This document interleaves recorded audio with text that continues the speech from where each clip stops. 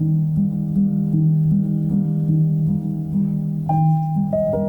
freezing morning in December, while the frost clung to each leaf, twig, and blade of grass, I went into the woods to fly some drones.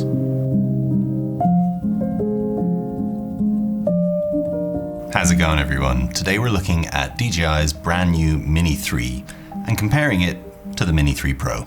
Now, first off, I'd like to clarify two things. This is snot. And this is also snot, courtesy of my 1-year-old when I gave him a cuddle before coming to the studio. Just thought I'd wrap that up. Secondly, I'd like to thank DJI for sending me the Mini 3 and the Mini 3 Pro. Now, I've owned a handful of drones over the years. You know, first it was the Phantom 3 Pro, which was a game changer for UAVs with onboard stabilized cameras instead of having to add like a GoPro or something to it. Then after that, it was the Mavic Pro, which tackled the size and form factor issue of drones. Then I downsized to the Mavic Air, which was a terrible mistake. And then the Mavic Air 2S, which is phenomenal. It's a phenomenal drone. And now finally, I've landed on probably my favorite one so far, the Mini 3 Pro. This thing is just amazing. I took it with me on a shoot to Malawi recently.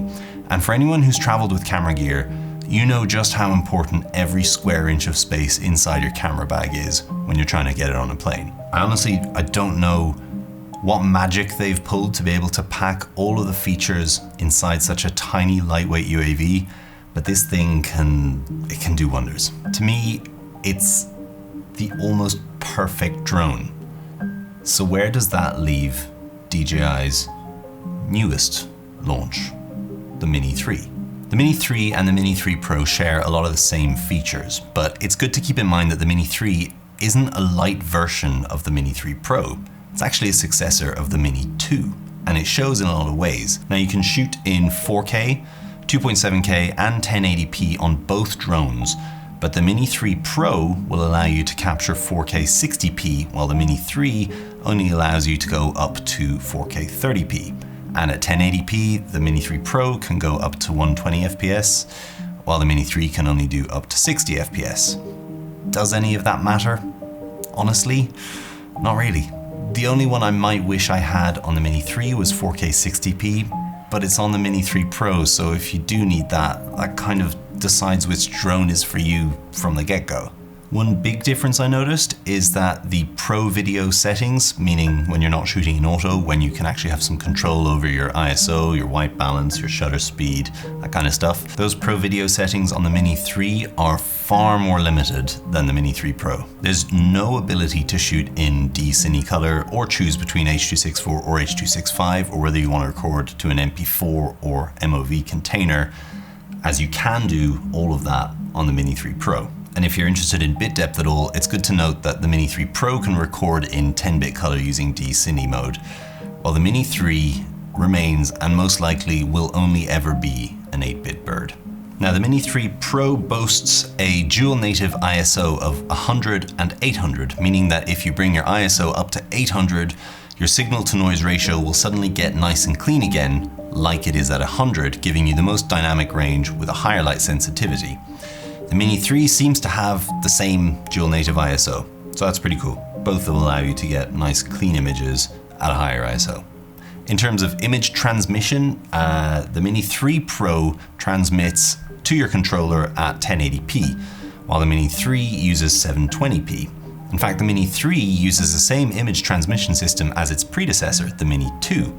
And this to me was quite noticeable when I was flying. Everything just looks more crisp on the Mini 3 Pro. And that same image transmission caveat is there if you're planning to do live streams from these straight to a social platform. The most you'll get from the Mini 3 will be 720, while the Mini 3 Pro will give you 1080.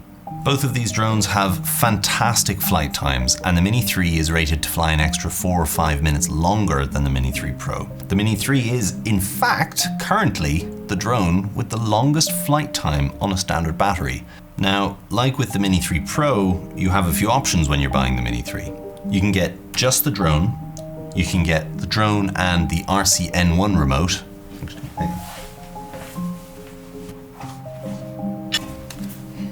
This guy, which you put your phone on and run the app from your phone, which is only compatible with iOS, by the way. Or you can get the drone with a Fly More bundle, which will give you, 2 extra batteries, the charging hub, some spare props, I think some ND filters, though not these ones because these are the Freewell ones, which are very good as well. And then finally, you can also get it with this RC remote, which for me is just such a game changer for using a drone. I mean, I say it's a game changer because I'm on Android to start with, so I can't fly the drone using the Android app anymore because it doesn't work unless I download it directly from the DJI website, which I don't really want to do. But just the fact that I no longer have to faff around with my phone as a monitor. The remote basically has an Android shell built into it and runs the DJI app directly from within. And it works so well. They've really, really nailed that one. So, I mean, I'm just gonna take a second to applaud you, DJI. That is just fantastic. And they even do a pro version of this one, which is even more expensive, though I'm not sure what the features are and how they differ with this, because I've not had my hands on one. Now, this RC remote can take up to a 1080p 60 feed, which means you can get a lot more from it with the Mini 3 Pro than you can from the Mini 3, because as I mentioned, this can only transmit up to 720p. So the question is, which one is right for you? The Mini 3 is 1/3 cheaper than the Mini 3 Pro. So we're talking a difference of about $200.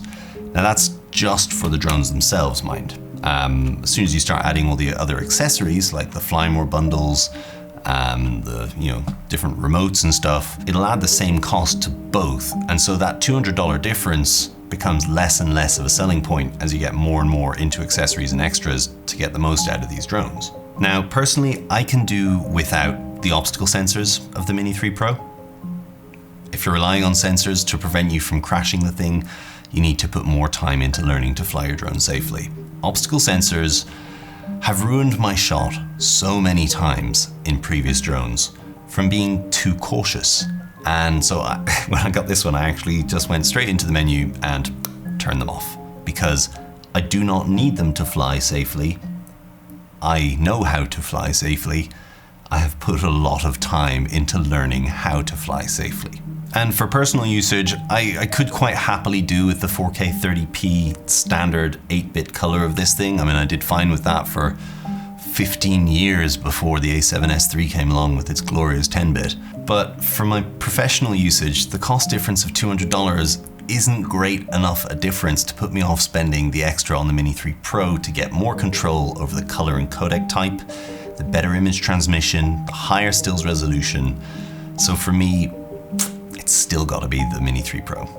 Let me know down below in the comments which one of these two you'd go for and why. Thank you very much for watching. I'll see you next time. Cheers.